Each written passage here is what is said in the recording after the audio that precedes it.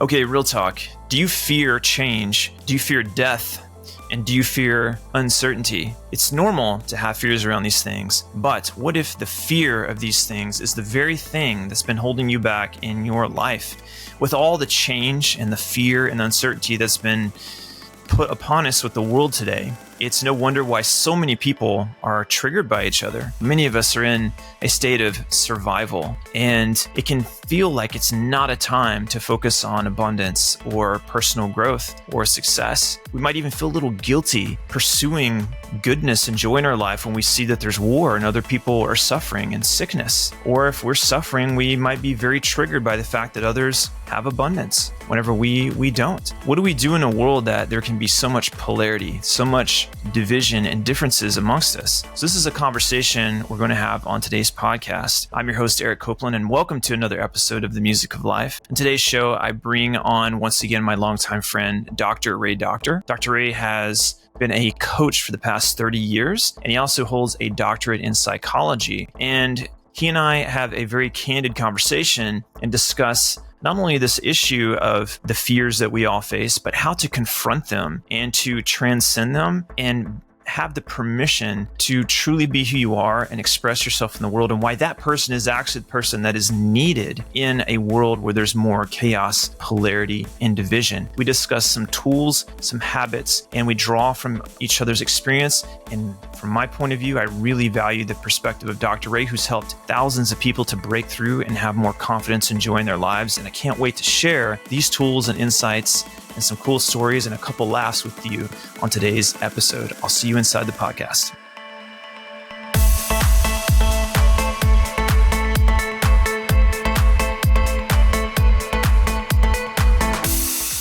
Welcome back to the show, Dr. Ray. Hey, how you doing? Thanks for having me again. Gotcha again. So we were having some interesting conversations since the last episode, and I was like, dude, we got to get on here and talk about this again. And the little intro I'll do here for all of you watching is all about, is it safe to truly be yourself in today's world? Does it seem like maybe the world has lost its sense of humor and that many people have lost their sense of direction? There's a lot of chaotic energy in the world, and we see things like, Ray, you'd mentioned Dave Chappelle and some of his comments about feeling like he can't even be a comedian anymore. He questions it because the world's lost their sense of humor. Like, what can we joke about? Where humor has always been something that was designed to, release tension and kind of not take life so seriously, and kind of let us all, understand that we share common, funny little shadows and things that we're worried about. And now we have like cancel culture and all the stuff that's gone down with the events of the past, couple of years.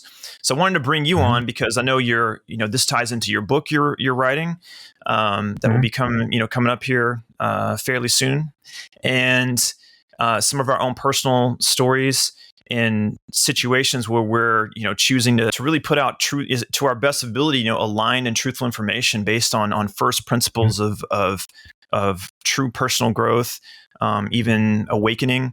And you shared that you were seeing some blowback or some interesting things that even happen in your social media whenever you're putting stuff out there. So I thought we could just kind of open the door to the conversation. And my intention would be anyone watching that, if you're someone who is, you feel that sense of a call in you, there's a bigger vision for yourself, and you might feel this like extra layer of resistance or kind of uncertainty around that could be just a survival instinct, because of just, it takes some real courage to do that in today's world where we're seeing many people get kind of slapped in the attempt.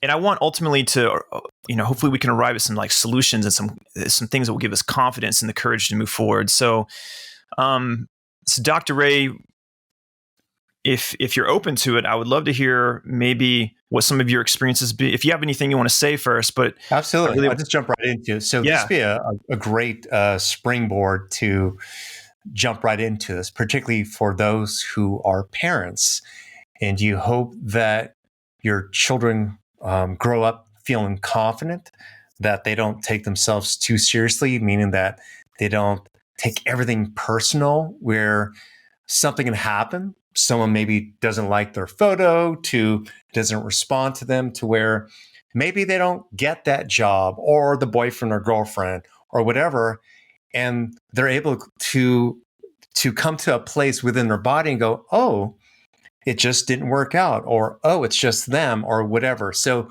they're able to experience, when things say don't work out, you just keep moving forward and growing. You don't move into the space of feeling like a victim and that you got your feelings hurt and so forth. And this is happening with my son, who is 9 years old, and where he looked very disheartened. And then I asked him, because he started a new school. My son is very confident. So everything I share here is how I raised my son. And he said, Dad, he said, it's harder to make friends here. Because he's kind of old school. And when I say old school, I'm talking about where, he's been raised on sarcasm, self-deprecation, to where he's able to handle taking feedback and everything else. And when it comes to his other, like his male friends, they're caught off guard. They don't know what to do with it. In fact, they might even perceive it as, say, meanness. So as an example, back in the day when, for example, just say you and Eric were friends, and you had your car keys out. And just imagine, just for a moment, I wanted to just mess with you and maybe make you feel as though that you lost them. And so I put them somewhere else so I can experience some humor of you going, okay. Now, There are people today who would actually say, that was mean of you, Dr. Ray. Why would you do such a mean thing? Okay. Interesting. Yeah. And so now everything has to be politically correct, or if a person says anything other than the absolute correctness, it's maybe challenged, to where people focus more on the messenger in everything rather than maybe the positive message. Mm-hmm. And I think it's important for us to recognize that we still need to take personal responsibility, even if we're listening to someone we respect, and take what we feel works for ourselves and see if it applies to us. And that's it. Rather than attack a few words to whether or not, just say if it were a relationship coach and he had a divorce 20 years ago, and from that he learned and grew and he became a better man or whatever, and just say, I'm not talking about myself, but just imagine he became a great teacher, but someone goes, who are you to say this? You had a divorce 20 years ago. And as you know, Eric, we all grow and we become better people. And so it's recognizing that we all have a past, that we all come from this kind of broken collective narrative. There's shadows of ourselves that maybe can be healed or transformed, but it's more recognizing that we're all going through this. We're all going through this. And the more we continue to spend time on blaming and saying, this is the problem, he's the problem, she's the problem, none of us are going to grow. And we're going to continue to remain divided. We're not going to learn about others' perspectives and opinions.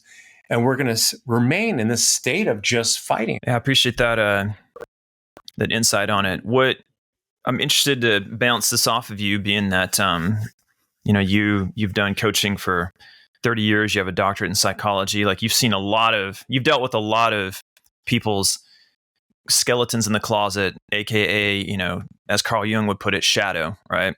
Mm-hmm. And my kind of meta level assessment when I look at the world, to me, this is what the pattern that I see. At the core of it, it's just survival instinct. And people's fears, many fears in a way, come true or have been bubbled up to the surface. And you could get into the weeds with why that is, but certainly social media makes it easy for everyone to have an opinion, to weigh in, to see different, like everything feels like it's just like floating up to the surface. Okay. Mm-hmm. And whenever you have a survival instinct, you're going to fight you're going to freeze, or you're going to run. And Mm-hmm. so there's different strategies for dealing with fear. And it seems to me like you have like polarities in the world, and let's say, speaking like with the yin yang, I like to use, or that could also be referred to in the masculine, feminine, the luciferic or harmonic, whatever you want to call it. There's these polarities, and one strategy of dealing with the fear is avoidance. And you don't want to see anything that triggers you, that triggers fear. You want to avoid it, and you want to shame people for doing or sharing anything that triggers anyone in any way, especially yourself. So you're getting on social media and leaving comments and weighing in on your opinion about what someone shared. It's just like a trigger fest. And then on the other side of the coin, the other polarity is more of it's about control, and it becomes very cold in a sense. Well, I don't like the rebellion against people who, like, I don't care what you think or how you feel, so I'm going to go do my thing, and I'm going to control my life and the situation. And they just see the triggering as being such a weak thing that there is an extreme in the other direction, is my point, where it can be very I mean, like, get over it, you wimp. Yes, get over it, you exactly. wimp, you pussy or wussy. Yeah, okay. Exactly. Yeah. Okay. Some balls, those types of comments. Okay. So the toxicity polarizes to two extremes. And the irony is that both of them have a common thread where it's really a response to fear.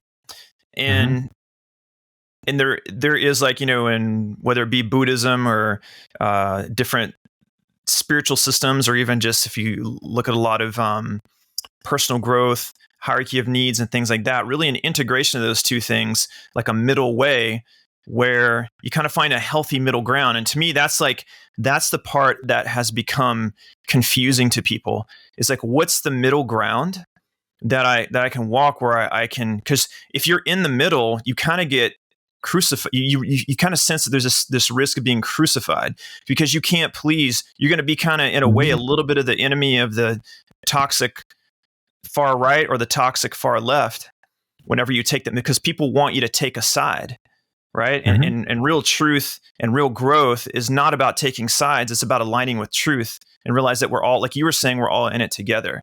So I'd love to just hear your thoughts on that. And if we could drive the conversation down to what would be good mindsets, things you can do in your life to kind of question yourself and get realigned with that middle way. Thank you. So what this brought up for me is, as an example, and it may sound like I'm digressing, but we'll just go there anyway, because I know kind of how we kind of brought up this conversation. I have been in the coaching industry for 30 years, and it wasn't so hard for me to get my message out there. People didn't challenge me. People would either judge me by my credentials to my track record, and they would feel my heart. So they would see and recognize some type of consistency. It wasn't like I was a person who got sober 3 months ago and then I become a pastor, 2 months after that. Then after that, I become a coach and whatever else, like a jack of all trades, or where I'm just basically still trying to find myself. I have been sharing kind of this overarching message for 30 years, positive information. And I'm not saying I know everything. However, with what you're talking about, people being polarized already, I could post something, even this video, while I'm attempting, I think you are too, also, in a way, being like what I would say good journalists were like back in the day, where they would interview both parties that maybe hated each other, and they would share to the world different perspectives for us to take that information and see both sides. Now, everything kind of is biased. There's an opinion behind it. There's an agenda. Journalism isn't journalism. It's opinions. Okay. Correct. Yeah. And so what has happened on my social platform, as an example too, is where people will attack what I'm saying because whatever is being triggered within themselves to whatever is unhealed to they maybe don't even know what I mean. But it's just, I'm there. I'm a target. And it's not just me. I don't feel like it's just me. It's many people. Like I have colleagues one who has his book in 30 different languages and has already taught I think over 30 million students.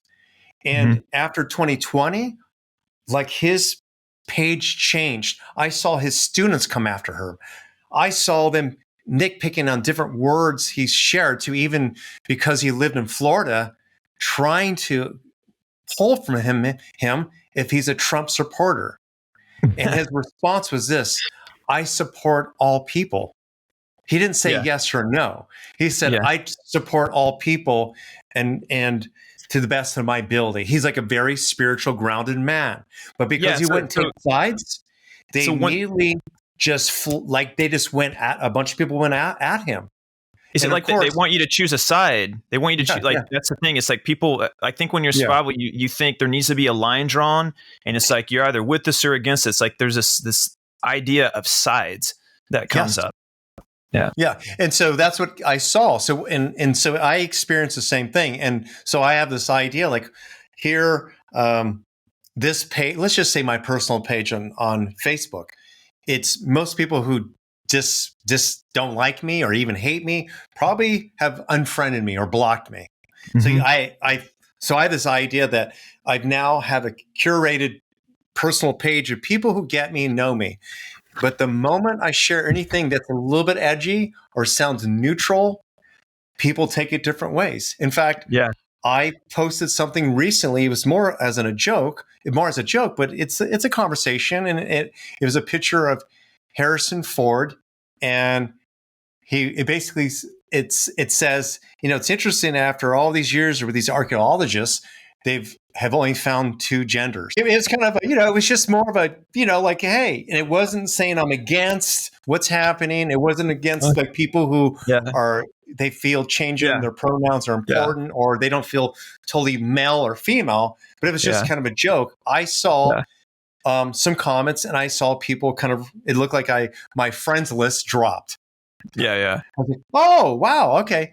So, even back to you brought, I think the Dave Chappelle, because I brought that up in a conversation. I said, there was a point in my career where people typically would really respond to me really well, even my humor, because they just kind of knew who I was as a human being, as a father. I really try to stick to my integrity. And now that's changed where I'm questioned. I'm questioned by coaches who've been in the business for a year or 2 years. I'm like, what has happened, to our planet? And Dave Chappelle has gone through the same experience. He was sharing that how what used to be like celebrated and funny, he got attacked. And it was very confusing for him because he's a comedian. It's very hard for comedians to say anything today. It's across the board with many of us in many industries. And it's because of these sensitivities. It's because people are not taking personal responsibility of like, why would I feel this way? What insecurities does this kick up in me? What does this person represent? What is it about that word that they're saying? Why is it that outfit is provocative to me and bothers me, but not other people? It's really asking those questions rather than attacking or blocking and not growing from that. Now, if people continue to acquiesce to all these people who are extra sensitive to where we create a conditional world, then no one's going to grow. And we're going to be surrounded by other people who just play into victimization. So we're all walking on eggshells to be ourselves is what you're talking about. And so including I think I'm a pretty damn good parent. I mean, I took my son on full time, a solo parent, and my son is very healthy. I mean, he's thriving and so forth. But I could be out and about and let's say, and it's happened, things have changed, where there's another boy and he's splashing a mother in the face. I saw it 3 times, like disrespectful, almost like saying F you with the fingers. Mm-hmm. Yeah. My son doesn't do that. He would never do that to an elder or a parent. And back in the 70s, 80s, another parent can say, hey, that's not healthy. That's not respectful. There's other ways to treat your mom or dad in a better way. Like parents had each other's back. Yeah. Yeah. I could say something and have been reprimanded for it when I'm trying to help and guide. And it's one thing if I didn't have a child and I didn't have experience, but here my child actually is exercising good boundaries. He's polite. And so it's like, look at the product. My son is the product of this type of, guidance and firmness. And I'm trying to help you. But because you feel bad as a parent, because you feel insecure, because you take it personally, you attack me when I'm trying to help you and your family. Yeah. I think thinking of a quote that I've heard mentioned a number of times, and it's I think it was R. John Robbins. I'll give credit to him. Very successful entrepreneur, very yang guy, but he would say that the truth will set you free, but first it'll probably piss you off. And there is this paradox where when you're in survival, it's like the last thing you want to hear is calm, rational, grounded truth that would bring you out of it. Like, it's a really interesting thing. If a lion or tiger like ran in the room right now, I'd be the first to not be laughing at jokes. I would, my eyes would be so focused on this threat and the environment, and my body and biology would be reacting to that. I certainly, you could tell me Dave Chappelle wouldn't stand a chance to get me to laugh in that moment.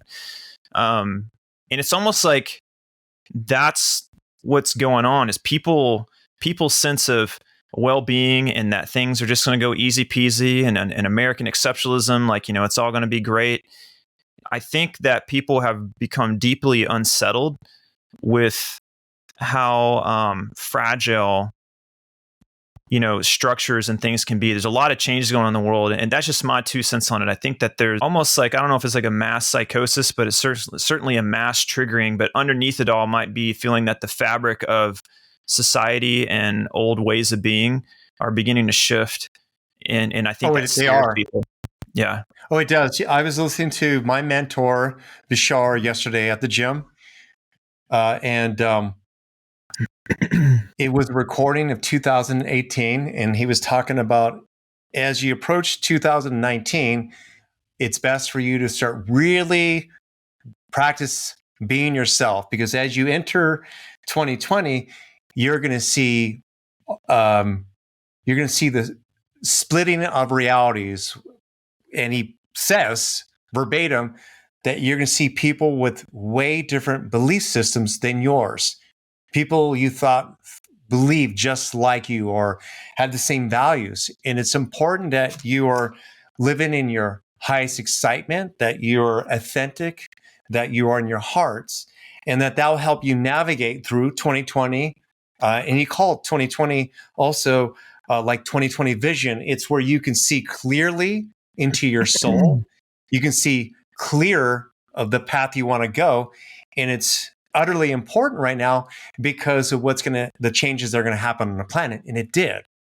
And so during 2020, I was able to navigate and experience a better reality than maybe others in some shape or form. I'll give like a simple one. Whereas, I remember 2020 that people couldn't get haircuts, so everyone got really fluff, and so forth. And not me, Buzz, baby. It's a simple thing. I'm using this as an example. Well, my hairdresser, Greg, I was good friends with, and he just came over my house to cut my hair. So I had haircuts. I didn't have to deal with that like other people. Now, I'm sure even that, there might be one person who listens to this will take that apart and say, you're privileged. Like, I can't believe while people were dying, you were it was more important for you to have nice hair. That's you're not responsible what I'm on you better have been responsible on wearing a mask while getting your hair cut too. Yeah. So it's where someone could take this little piece and just run with it in a negative way, when I'm actually just trying to share an example of where somehow I set that up to where when it did happen, I still was able to get a haircut. And I did share some pictures on my platform, and some people said I was being irresponsible. And yet he and I would see him as family. We were close, but people saw it as I was being insensitive to those who couldn't get a haircut. And I'm like, but wait a minute, like I took personal responsibility. In fact, when there was riots right down the street from me during the BLM marches, and there was looting, and I took my son and our family, and I left about a month and a half after that. I mean, and thank God I did. Mm-hmm. But in other words, like I didn't stay in victimhood to where, yes, I was living someplace that was cheaper, and I bit the bullet. I had to work a lot harder to live somewhere else. So therefore, I was thinking ahead of time, even though it was a difficult decision. And from there, I mean, I've always continued to take personal responsibility to live my life that way. And the point I'm sharing this, Eric, and to those out there is that many people will see other people doing something better. They'll think that they're more privileged, that they'll think that they're insensitive for sharing it. And they have no idea everything that person's gone through to even achieve that. Yeah. And we should be celebrating people more. Yeah. If like other coaches, I've seen some, no, not some, I'll be up front.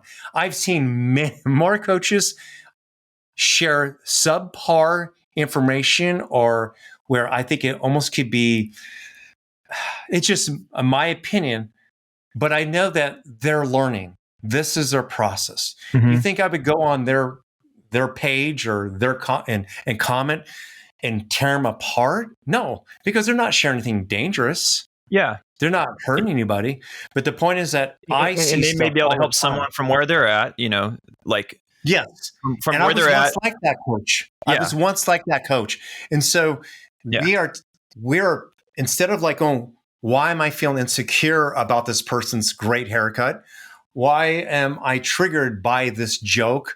Why am I so angry when I scratch this person's face because she is smiling so much? We're making it about them. We're going outward. And what my mentor said is that 2020 was an opportunity for us to go inward to deal with what's really there. Good. This would be a good pivot point. I want to get down to some brass tacks or focus on, I like functionality. You and I both share an interest in, we love the metaphysical and spiritual. We're not even opposed to things necessarily like plant medicine, but we also like business and entrepreneurship and, being functional in the material world and really integrating those two things together. So I always enjoy sharing, things that have helped me, and I'm a work in progress like any other human. But just to pull this pivot in, if you're someone who's watching and you're resonating at all with what we're talking about, and that there's a more aligned path, or you want some encouragement and faith to kind of move forward on that's what I would want to shift this next little section into.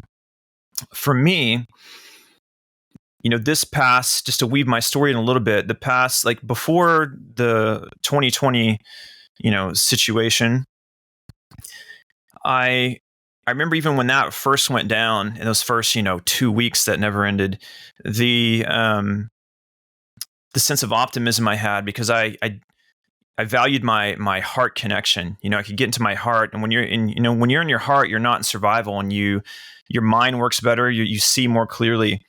And I noticed that like towards like in the maybe a year and a half ago, roughly, I kind of went through what the hell is going on with me? Because I felt like it was more difficult to be in my heart.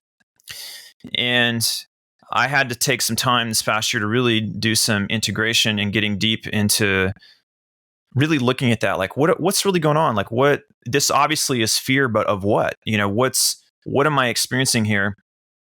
And for me, that looked like doing, some simple breath work in the morning. So creating a morning ritual where I would do breath work, and I still do that. And it's only like 10 minutes. And that would be a gateway into kind of a nice little meditative state. And I would, I was listening to maybe some personal growth stuff or whatever, but I was really doing a lot of self-evaluation into like, what is it, really trying to reorient my mind towards like, what feels joyful to me, what feels like adventure.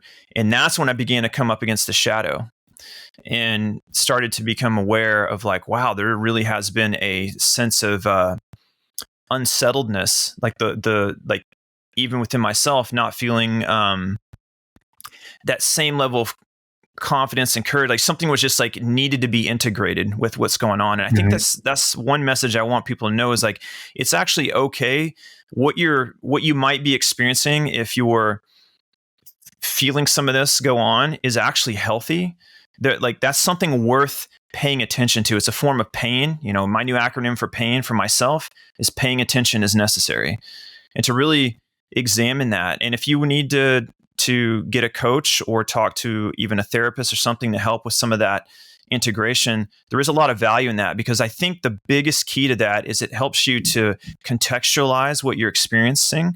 And there's a sense of calming of the nervous system, and your survival mind can begin to resolve a bit, and you start thinking clearer. You start seeing opportunity instead of limitation.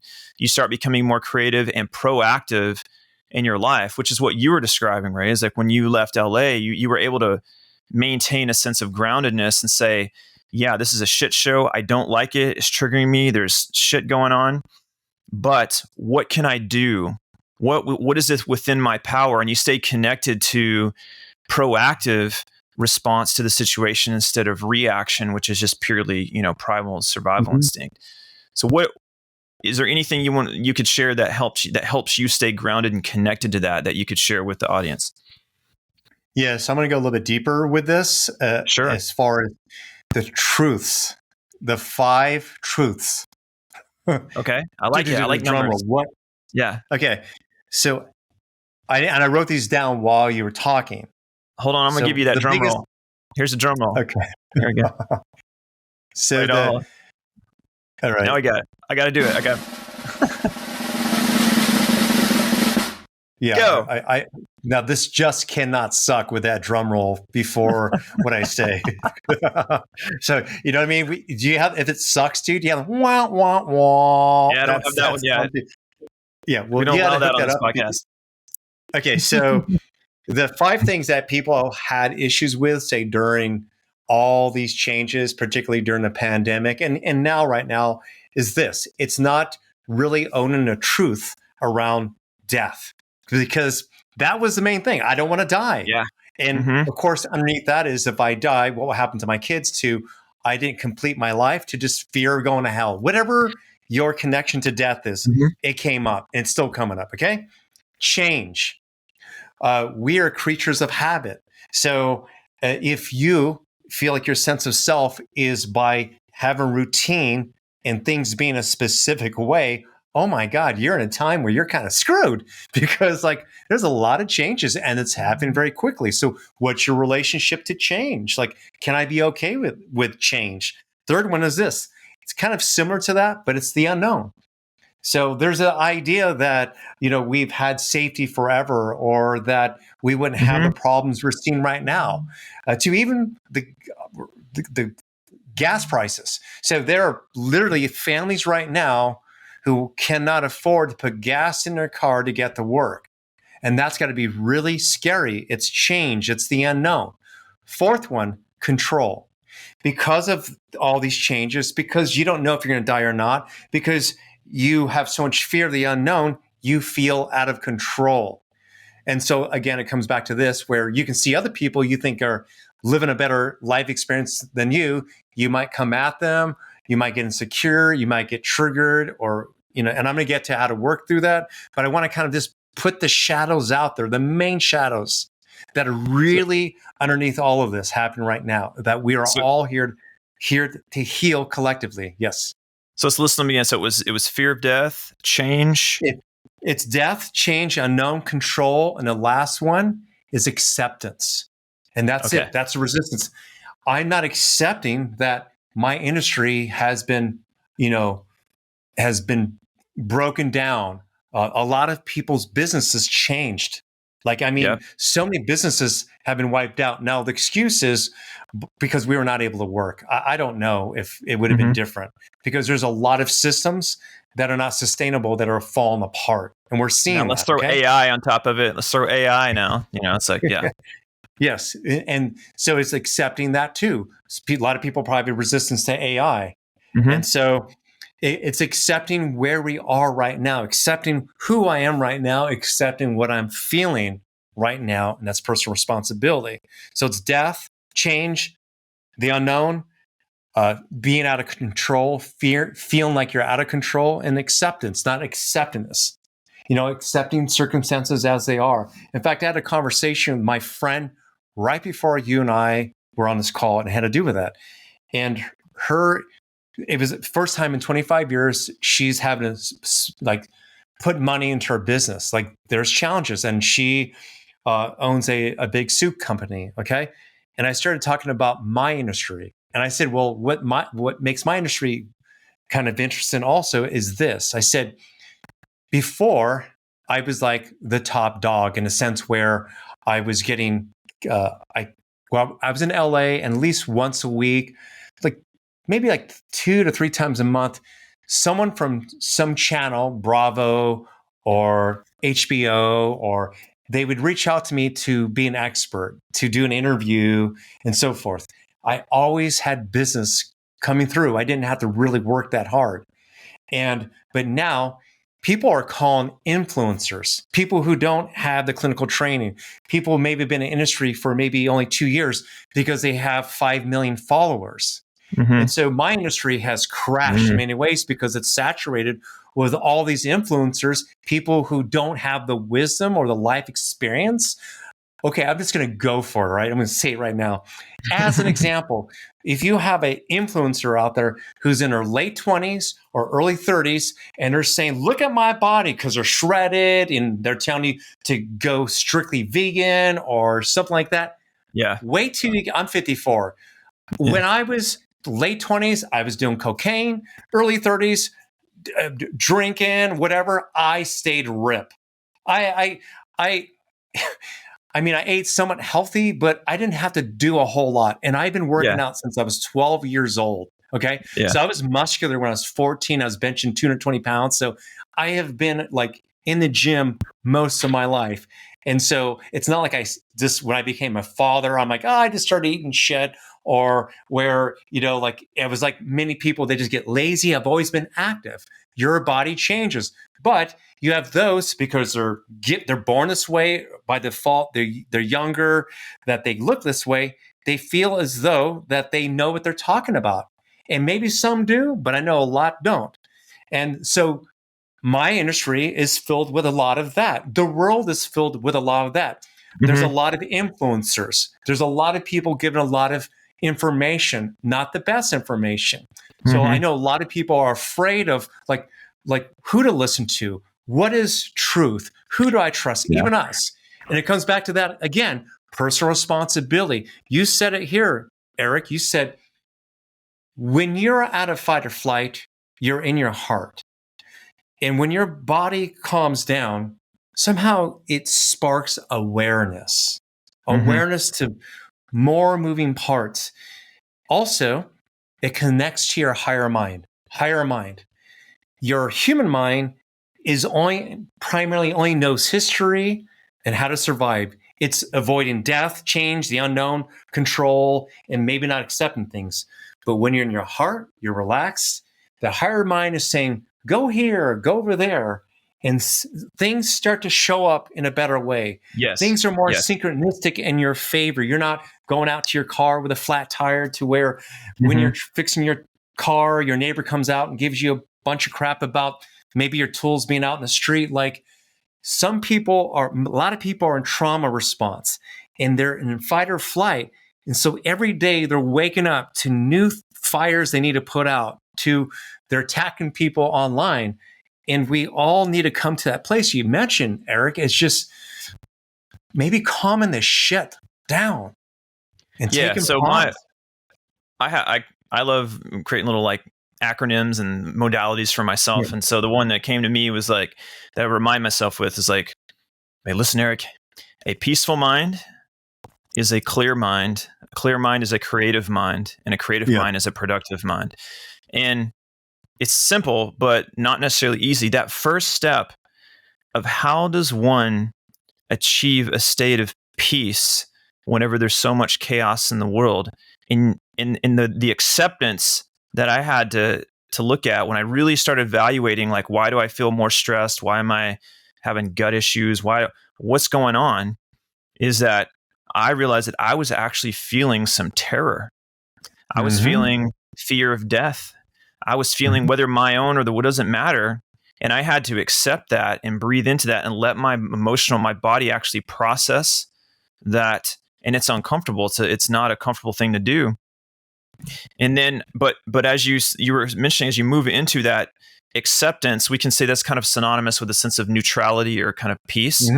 We start, and it's like, this is a gradient, it's not like you turn on a light switch. No, don't trust those people, right? This is like a dimmer switch, and sometimes it dims down and up. You're going to be working on this all the time. But I will say it is amazing that, and which is why I love tools like, guided shadow work, the proper way, AKA, true therapy or coaching or breakthrough sessions like you do.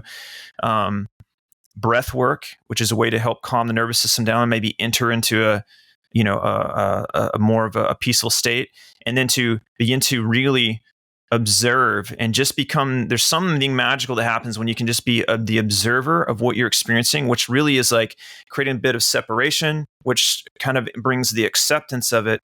And if you just spend some time with that, your nervous system begins to process these things and calm down. And then that's when you start to feel the ability to get back into your heart again. And as I've done that and come into my heart, it's paradoxical, but when you surrender and realize that ultimately you don't have ultimate control over everything, and by surrendering control, you find power instead. It's a strange thing where, like you said, the windows of opportunity show up. I've had the best and coolest opportunities now show up in my world as a direct proportional result of me surrendering and letting go. And I realized that what I was doing over the past year was trying to compensate with yang controlling energy, and even getting myself pulled into other people's controlling energy where they're fear-based, like, gotta go, go, go, go, go, go, go, go, go. That was my strategy, and it was stressing me the hell out doing that. And I wasn't aware of it. And I had to face that, like the fear of death, that there is change, and accept what is. And now there really is you do begin to see the beauty in the world, and realize that it only ultimately comes down of living in hell, where you have no control, and the world is working against you. Everything's trying to kill you, on a deep unconscious level, or maybe even consciously, or a world of beauty where everything, even the scary things, are actually working out to your benefit. Yes. But you have to choose to be willing to see it that way. And that's the focal point, the flip point for me. Would you be open to this? Because you and I didn't discuss this. You mentioned about being terrified, right? You mentioned that? Yeah, there was a moment where I realized, I'm feeling some like terror. Yeah. Okay. Can I do a little process? It might be easier for you just because you moved through it, but I wanted to share this with the audience so they can kind of hear or witness. Yeah, like a live demo. Well, yeah, just so we don't have to go super deep with this, but this gives people an example of like taking personal responsibility and other choices. So, close your eyes for a moment, I'm Eric. game. All right, close your eyes. So you said you felt terrified, and just first words that come to mind. Terrified of what? Just quickly comes out of your mouth. Just change. Death, calamity, change. Yeah. I think change is the hottest, feels the most like. Yeah, I told you it's that one. Okay, now most people would just stop right there. Now watch this, and what is your relationship to change? If something changes, what's the worst case scenario for you? Have to adapt. There's some pain with letting go of what changed, reinvention, even the potential for a sense of adventure if I choose it to be that way. Adaptation. So you're actually going to the positive on your own already. Let's just pretend that you're not going there yet. Okay. Yeah. That was good. Okay. And so you mentioned that your relationship change could be like maybe starting new things. Mm-hmm. Would that also mean like just more of the unknown, uncertainty of that? Yeah, like uncertainty. What if? Mm-hmm. Am I capable? Yeah. Yeah. So notice how Eric is in. I'm speaking like as if you're a person off the side, but notice how you're going to I. Now you get into like I statements, almost like, I haven't. This is where the shadow is. It's coming from. So keep your eyes closed again. And so I mentioned change. I mentioned the unknown, and so here we go to this one. What's the worst case scenario if you were to like absolute worst case scenario, if you enter change and the idea is that things are not working out, that you don't know what to do, and you're there stuck in that, what could happen to you? Yeah, I would have to ask for help, and my ego is like I feel like ashamed of that. Like, okay, so there we go. See that? Yeah. Okay, so many people will say, "Oh my God, I don't want to have to ask for mom and dad for help. I don't want to move back in with mom and dad." So if you had to do that, it'd make you feel like what? Failure, not enough. Not enough. Evidence of my lack of capability, failure. Yeah. Okay, now I know everyone got that. So that's like would be your shadow. Now, even a little bit deeper is this. And this is like I would say the hidden belief. If you were to truly believe in your power, or if you were truly confident with navigating change, would you be feeling this? No. Okay.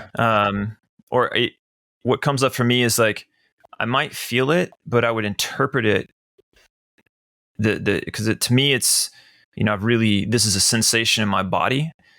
And I could look at it like when I'm getting on a roller coaster I've never been on, I'm going to feel butterflies or nervousness or contraction. But that is more of I can interpret it as anticipation, as adventure, as excitement, and even thrill. Or I can interpret it as, oh my God, not enough, something bad, scary. And it's a fine line between those. So learning to just accept the intensity of change is something I'm capable of just letting myself feel that. Yeah. That's right. Well, Eric is you're going through the positive. Most people wouldn't do that if I just met them. Yeah, I've done a lot of work. I guess I've. But this is good for me to hear this.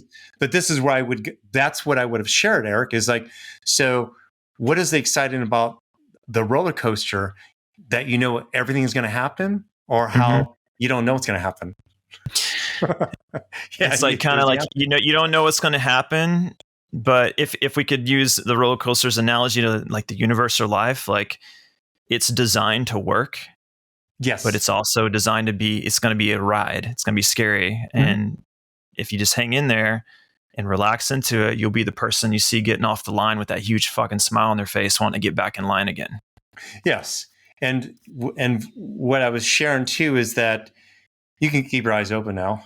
Okay. Is that on this roller coaster ride, the whole point of going on it, the whole point of immersing in this incarnation is for adventure.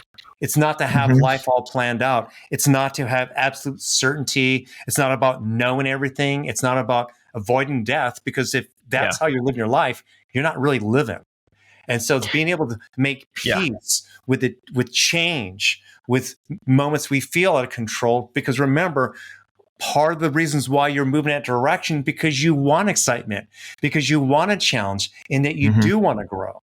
So it's being able to, like, again, be able to experience life and change from a different lens of where, sure, this could be difficult, but I can grow to, is it really difficult, or it's just the way I'm perceiving it?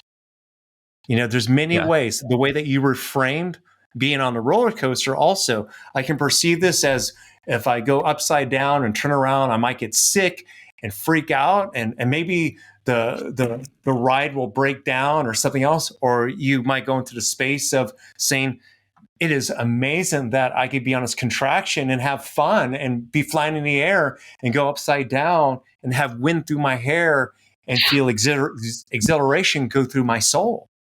Yeah. But your survival mind is like, no, I'm going to be that one person that you hear about on the news that there's going to be a person who's going to call out percentages of accidents, and they're going to miss this whole point and comment and say things about the roller coaster and about the exact details of how often people get hurt. Well, it's funny we mentioned this, because when I was like maybe 10 years old, I went to like Disney World in Orlando with my family, and my mom and dad went on the Thunder Mountain. It was probably some kid ride basically, but it was the first roller coaster I'd ever been on, and I didn't want to go. I wasn't ready, and they kind of forced me. So the whole time I resisted it, and I was screaming, crying. I was like, it was the most terrifying thing ever, because the whole time I'm clenched up and resisting it, right? And then I remember feeling happy because my mom got nauseous after, it was like vindication. But years later, I was invited to go to Magic Mountain or Six Flags in Texas, and my buddy, his dad, got free tickets every year, and so he was like, "Dude, you got to ride the roller coaster."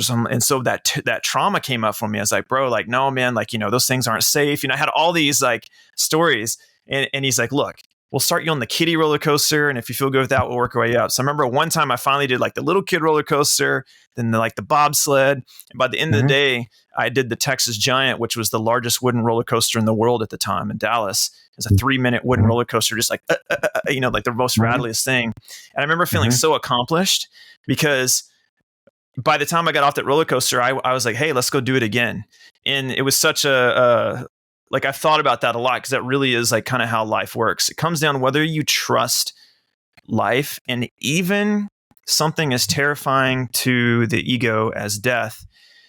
How do you actually know that that's really a threat? How do you know that that's not the most exhilarating ride that you get on the other side of, and you're like, holy shit, let's do that again? You don't know that. Like, we're so taught to fear these things. And so we're getting kind of to the end here. Before we close out, I would love to hear from you, Dr. Ray. If you could sit down with someone, and I know we'll talk in a minute, you offer like breakthrough coaching and stuff, but if you could just give advice to someone, say, like, here's a regimen or a good set of habits in a day to help tune your reticular activating system to possibility instead of limitation, what advice would you give someone?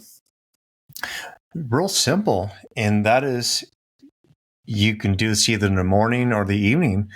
But if you start your day off with just gratitude to the things that you have, that you enjoy, that you'll have a strong start, because that puts you, in a space of appreciation, which opens you up.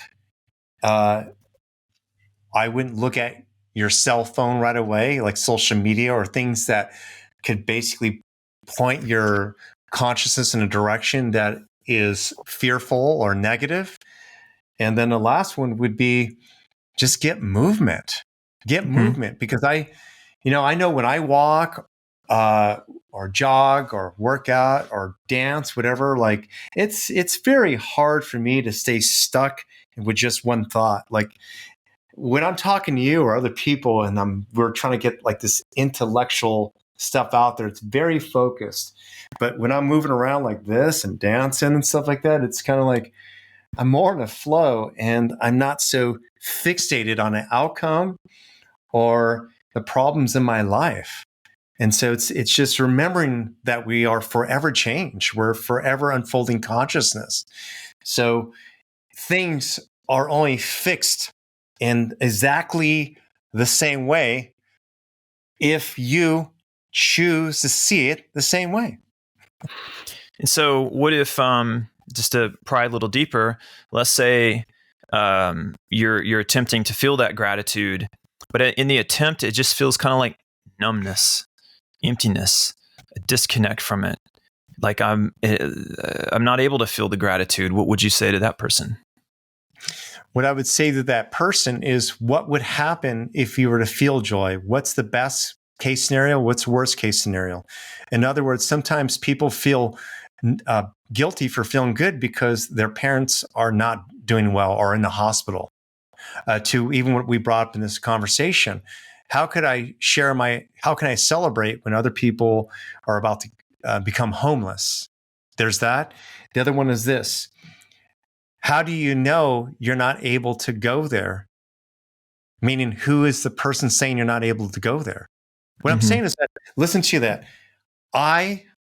You just say that statement again, Eric.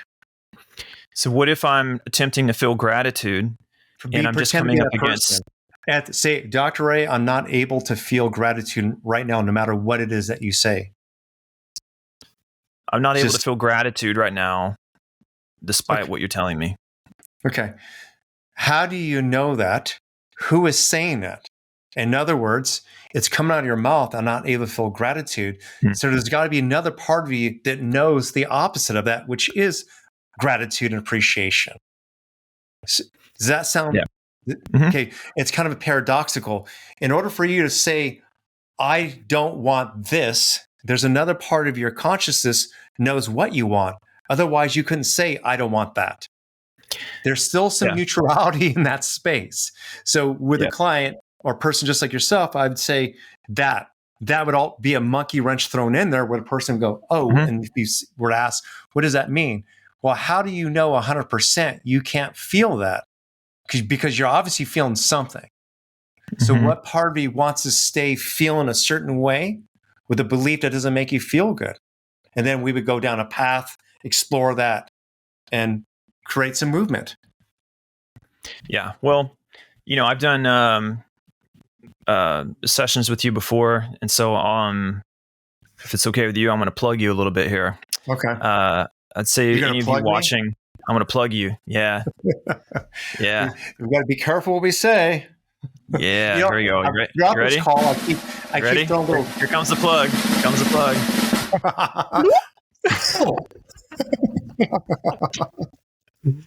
I'm gonna plug your break. They were great until Eric plugged Dr. Ray. Yeah. It was all good until then. Well, your superpower, in my humble opinion, is your ability to, I'm going to use another hot word, penetrate deeply into a person's shadow, ethically and responsibly, in a caring yet masculine way. By looking deep into your eyes. Loaded, dude. All that was so loaded. You're trying to find the best words, and it's just it's coming out like so non-PC, or where people can attack just this last thing you're saying, which is it's great. This is, to me, apropos to kind of like what we're sharing here. We can't get it right no matter what, so we got to be ourselves anyway and laugh about it.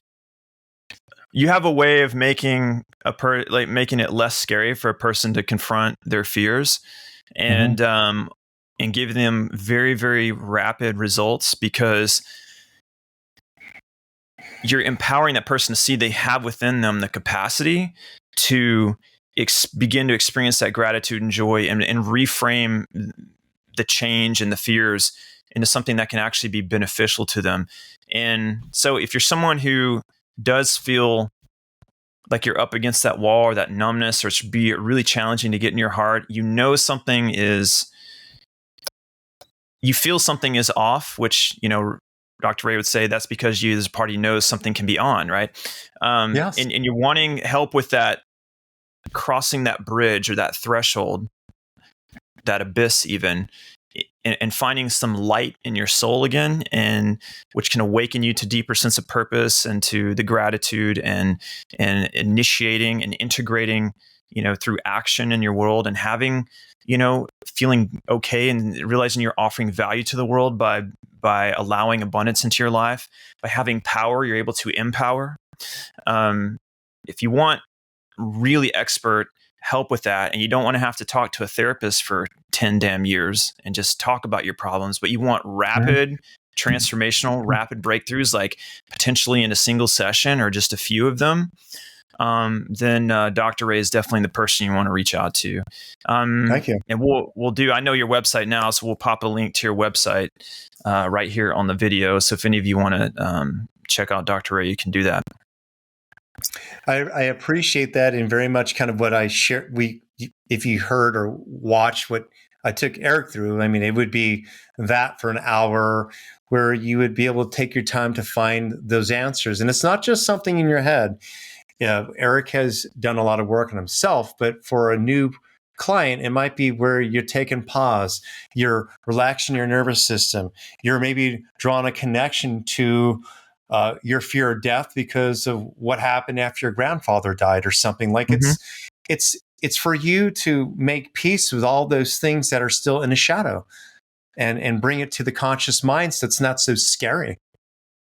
Yeah. One thing because a lot of this, what I'm sharing is because this things I've noticed in myself, little traps I've caught myself in. And one of the important ones is the weird thing about like contracted emotions, like the guilt and the shame and the fear and stuff. We often don't want to admit that we're feeling those things. We want to be focused externally, that it's something out here. And it seems too hard to believe that it's just an emotion. Yes. That if you let it go, like it seems like that's irrational even. It's like, have you guys seen my hand? It's out, it's got to be out, it's like, it's so in your face, so close to you, you're identifying with it to the point where you can't see the difference. But a good litmus test for myself is to really, I will close my eyes and take a breath. And if I make a statement like, I love myself, I trust myself, I value myself, and say, maybe I can say those words, but does my body agree with the words? Could I pass a polygraph? Could I pass a lie detector test? Do I feel that's what's called congruence? And the willingness to be honest with yourself if there's a mismatch between what you're trying to affirm and what you feel, that's how you know that there's some shadow that needs to be integrated. And that would be a good reason to reach out to Dr. Ray and get some help with that. Thank you for that. Absolutely. Yeah. That's perfect. Couldn't put it out there any better than that. So thank you. Awesome. Well, I'm going to give myself some cheers.